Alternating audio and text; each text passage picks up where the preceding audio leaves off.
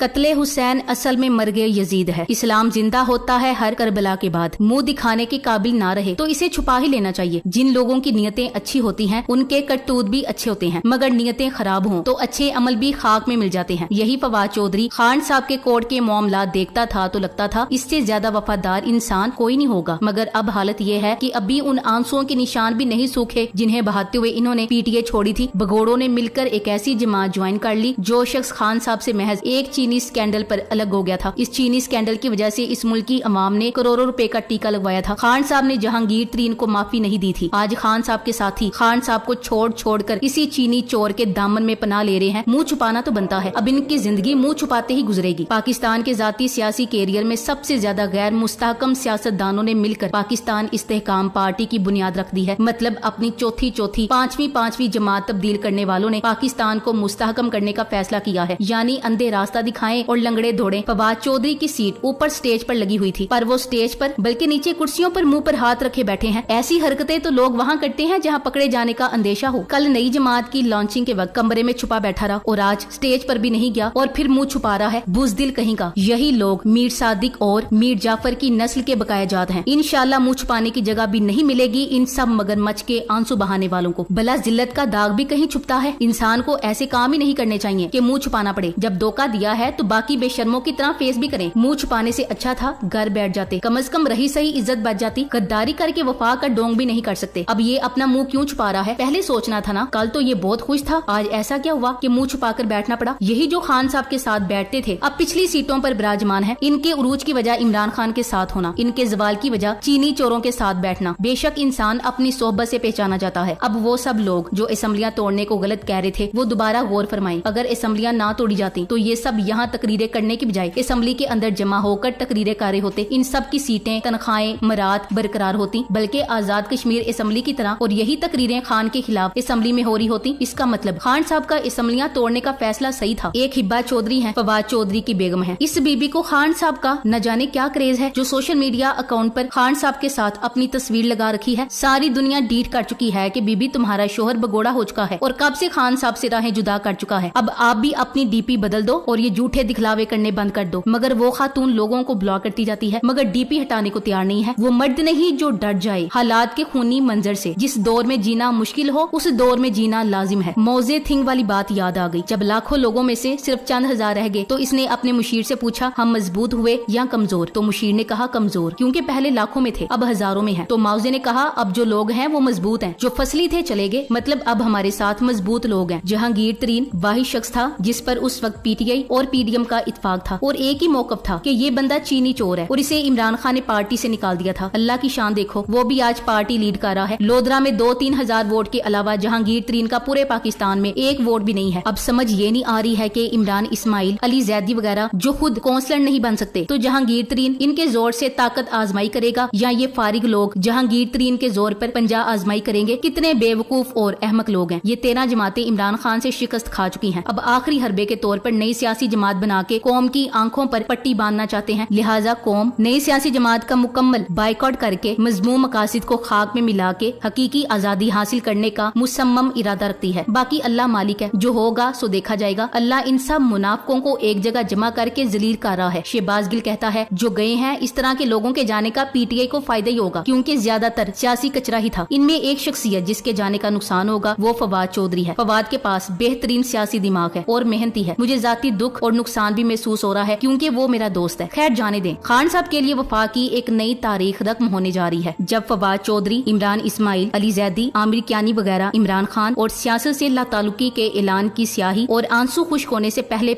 जहांगीर तरीन के हाथ पे बैत कर रहे हैं। तो एन इन्हीं लम्हात में तहरीक इंसाफ की खवातीन सिटी काउंसिल कराची में इमरान खान जिंदाबाद के नारे लगा रही हैं। मुश्किल वक्त में वफा का इजहार करने वाले इन पार्टी नुमाइंदों पे हाफिज नईम को वोट न देने और इमरान खान को छोड़ने का दबाव भी है। इन्हें कभी पीटीआई की कोर कमेटी में मुशावरत की जगह ना मिली, ना ही ये अव्वल सब की क्यादत में है। मगर मामला जब खड़े होने का आया तो इन्होंने इस्तिकामत के साथ डट जाने का मुश्किल फैसला किया। तहरीक इंसाफ अपनी तारीख के पेचीदा मगर सबसे बेहतरीन दौर से गुजरी है। आजमाइश की भट्टी से कुंदन बनकर जो पैदावार निकलेगी उसे फिर कोई नहीं तोड़ सकता। किसी भी सियासी जमात का असासा ऐसे ही कारकुन होते हैं। फवाद चौधरी का आजकल एक क्लिप वायरल हो रहा है जिसमें वो कह रहे हैं कि इमरान खान के बगैर मैं काउंसलर भी नहीं बन सकता। शहजाद इकबाल ने फवाद चौधरी के बारे में इंकिशाफ किया कि पार्टी छोड़ने के बाद मेरी इनसे बात हुई। मैंने इनसे पूछा कि आप जहांगीर तरीन ग्रुप में जा रहे हैं, तो इन्होंने फिर इस बात को दोहराया कि वोट सिर्फ इमरान खान का है। सारे अदाकार स्टेज पर आते रहे, अपने हिस्से की अदाकारी करते रहे, आंसू बहाते रहे और पार्टी छोड़ते रहे। ये सारे अदाकार एक से बढ़कर एक थे। फवाद चौधरी ने ब्रेक का कहकर ब्रेक ना लिया। मुराद राज की अदाकारी पर सब अशशकारे थे, बल्कि कई एक ही आंखों में तो आंसू भी आ गए। मुराद राज ने प्रेस कॉन्फ्रेंस में बगैर ग्लिसरीन यूज किए जिस कमाल महारत से मगरमच्छ के आंसू बहाए, सारा पाकिस्तान जज्बाती हो गया था। कुछ लोगों ने ऐसी ट्वीट्स भी कर दी जिसमें लोगों ने लिखा था कि मुराद राज की प्रेस कॉन्फ्रेंस देखकर इनकी आंखों में आंसू आ गए। मुराद राज को चाहिए कि फिल्म इंडस्ट्री ज्वाइन कर ले और अपने टैलेंट का वहाँ जोहर दिखाए। रही बात सियासत की, तो अब एमपीए तो क्या, कौंसलर का इलेक्शन भी नहीं जीत सकेगा। तहरीके इंसाफ पार्टी खान की है। जब 25 मई 2022 में लॉन्ग मार्च था, उस वक्त बहुत से लोग गायब थे। उन्होंने अवाम को लीड नहीं किया था। उसी वक्त आइडिया हो गया था कौन खान के साथ है और कौन नहीं। इन आस्तीन के सांपों को किसी न किसी बहाने कुदरत ने खान साहब से दूर करना ही था। दूसरे दर्जे की क़यादत को फ्रंट से लीड करना चाहिए और इस वक्त खान साहब और पार्टी का हौसला बनना चाहिए। जब तहरीक इंसाफ अपने उरूज पर थी, उस वक्त बहुत सारे मौका परस्त और मौका शनास अपनी पार्टियां छोड़कर तहरीक इंसाफ में शामिल हो गए थे। ये कोई नजरियाती लोग नहीं थे, ये सिर्फ एक मकबूल होती जमात में अपनी जगह बनाने इसमें शामिल हुए थे, क्योंकि ये सब चढ़ते सूरज के पुजारी हैं। अब जब इन्होंने डलता सूरज देखा तो अपना वजन किसी नई पार्टी में डाल दिया। इस नई इस्तेहसाली पार्टी की तकरीब में फवाद चौधरी का स्टेज पर बैठने से इनकार करना और पिछली सीट पर बैठकर चेहरा छुपाना और मुख्तलिफ एंगल से परेशानी जाहिर करना इस बात का मुजर है कि इन लोटों पर कुछ न कुछ खान साहब की सोहबत का असर हो चुका है। कहीं न कहीं जमीर की खलिश इन्हें तंग कर रही है, कोई बात इन्हें बुरी तरह परेशान कर रही है। इतने वफादार तो परिंदे भी होते हैं, वो भी इतनी जल्दी पिंजरा छोड़कर नहीं जाते, मगर इंसान शायद सबसे ज्यादा बेवफा मखलूक है। इन बेवफाओं को देखकर वो खवातीन भी याद आ जाती हैं जो कोर्ट लखपत जेल में कैदोबंद की सोबतें बर्दाश्त कर रही हैं और इन मर्दों से ज्यादा बहादुरी का मुजाहरा कर रही हैं। तहरीक इंसाफ की खवातीन ने मर्दों से ज्यादा वफादारी की मिसालें कायम कर छोड़ी हैं, जो कि एक मुस्बत पहलू है। इब्तिदाई इश्क है, रोता है क्या, आगे आगे देखिए होता है क्या। सोचने की बात यह है कि इस इमरान खान की तो अवाम कदर नहीं कर पाई। अगला इमरान खान कब तक आएगा, थोड़ी तहकीक करके देखें तो पता चलेगा कि पाकिस्तानी कौम दुनिया में सबसे बड़े जनाजे पढ़ाने में इस वक्त नंबर 1 पर है। जितने बड़े जनाजे ये कौम पढ़ चुकी है, अंग्रेज खुद हैरान हो गया है, इतना दर्दे दिल रखने वाली कौम क्यों धक्के खा रही है। तो जवाब मिला, ये